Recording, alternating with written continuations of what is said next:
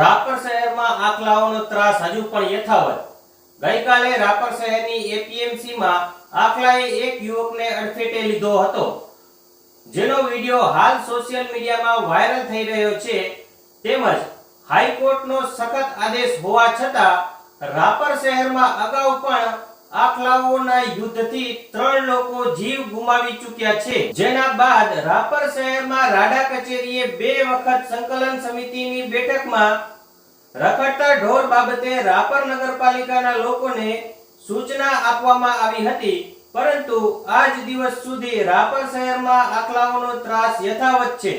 રાપર શહેરની મુખ્ય બજારમાં અવારનવાર આખલાઓનો ત્રાસ જોવા મળી રહ્યો છે,